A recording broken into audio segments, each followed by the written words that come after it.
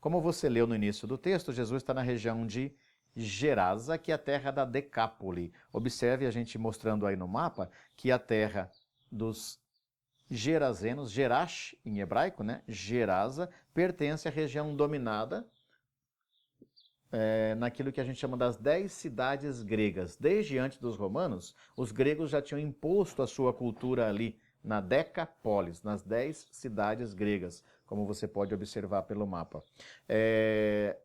E ali então, os judeus perderam seus territórios e agora os romanos dominam. Qual é o sonho da comunidade? Que o mal seja vencido e que volte para o seu lugar. De onde os soldados romanos vinham? Vinham pelo mar Mediterrâneo. Para onde os porcos, então, querem voltar? Para o mar. Voltem para o seu lugar, estão dizendo as comunidades. Jesus tem mais força do que vocês. Jesus tem mais força que o Império Romano. Jesus tem mais força que qualquer legião. É isso que a comunidade quer dizer. Agora, um detalhe muito interessante no texto que pode nos ensinar na questão do discipulado. Tente observar como este jovem começa na história e como ele termina. Ele começa sem ser dono de si, possuído pela legião. Tal como a legião romana tomava as pessoas e seus bens, esse jovem está possuído. Como é que ele termina na história? Mais do que liberto, livre de quem o possuía, esse jovem termina como discípulo de Jesus. O verso 20 diz assim: ele partiu e começou a proclamar na Decápole o quanto Jesus havia feito por ele, e todo mundo ficava admirado. Então ele, de um possuído, alienado às forças do Império Romano, às forças do mal, de possuído, ele se torna apóstolo, anunciador do Evangelho. Será que nos nossos trabalhos de comunidade nós estamos ajudando as pessoas a fazer esse processo? Será que as pessoas estão conseguindo se libertar mesmo? Ou estamos colocando nas pessoas uma religião do medo, do legalismo, de exagerado legalismo, e aí a gente já não liberta mais as pessoas? Esse é o desafio que a gente quer se perguntar. Um segundo texto que eu gostaria de convidar você a olhar está no capítulo 4, no capítulo anterior. O capítulo 4 do Evangelho de Marcos recolhe várias parábolas que Jesus deve ter contado em momentos diferentes, que até aparecem em momentos diferentes nos outros evangelhos, que aqui estão agrupadas. É possível que alguém reuniu, antes do evangelho ser escrito, coleção de parábolas de Jesus e a redação final do evangelho aproveitou. Qual parábola que eu quero ler? Uma que você conhece muito. O reino dos céus é como um grão de mostarda. Aqui nós podemos comparar o reino de Deus. Nós parecemos tão pequenos nesse mundo tão grande, aparentemente tão desordenado em relação àquilo que a gente sonha, que Deus nos quer, que a gente se sente como um grão de mostarda. É exatamente essa ideia que Jesus utiliza. O reino de Deus é como um grão de mostarda que, semeado na terra, é a menor das sementes, mas quando cresce, depois de semeado, se torna maior do que todas as hortaliças, diz o texto de Marcos, e se torna, deitando seus ramos, uma árvore de tal forma que as aves do céu vêm abrigar-se debaixo do seu ninho.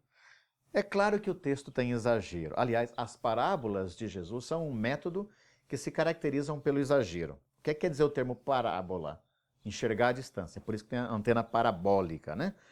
Do grego significa, o verbo balo é jogar, e para, arremessar longe. Então, arremessar para longe. Jesus pega uma ideia, uma imagem, arremete lá longe para você buscar a sua própria conclusão. Essa é a ideia das parábolas que Jesus utiliza tanto. Muitas delas se caracterizam pelo exagero. Por exemplo, você não acha que é normal uma pessoa que tenha 100 ovelhas, uma escapou, vai deixar as 99 à mercê de ladrões e de lobos para ir atrás das outras. Não é normal, só Deus faria isso. Não é normal um filho pedir metade da herança para o pai e o pai simplesmente repartir sem mais nem menos a herança, né? E menos ainda receber o filho de volta. Então, as parábolas se caracterizam pelo exagero. Não é normal uma mulher perder uma moedinha, se ela tem 10, e depois gastar as outras 10, as outras 9, fazendo a festa para celebrar com as vizinhas, né? Então, as parábolas sempre se caracterizam pelo exagero. Então, não é normal que as aves do céu venham fazer seu ninho numa hortaliça, por maior que ela seja, que seja um pé de mostarda. Então, o exagero chama a atenção para a gente se alertar para a parábola. Aliás, quando Jesus compara o grão de mostarda com as aves do céu, ele está lendo textos do Antigo Testamento. Lá no livro de Ezequiel, capítulo 17, verso 22 a 24, já fala assim: nós vamos ser tão grandes como o cedro do Líbano, de tal forma que as aves do céu venham fazer seu ninho.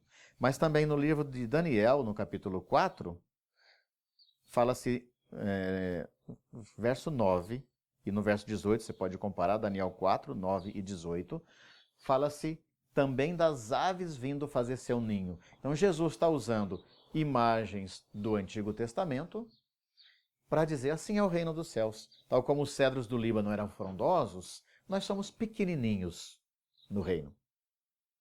Mas se é Deus que age em nós, a proposta vai florescer, frutificar e crescer. Por que que isso é importante? Tanto para a comunidade de Marcos, perdida num contexto de guerra nos anos 70, como para nós hoje, às vezes perdidos, sem saber por onde evangelizar, por onde anunciar o reino de Deus, Marcos nos convida. É pela simplicidade. Não é pelo legalismo, não é pelo moralismo, não é pelo excesso de poder com templos grandes. Pelo contrário, o reino de Deus acontece como o grão de mostarda, ou como a medida de farinha, ou como fermento. É coisa simples. E ele acontece por si, não depende da gente.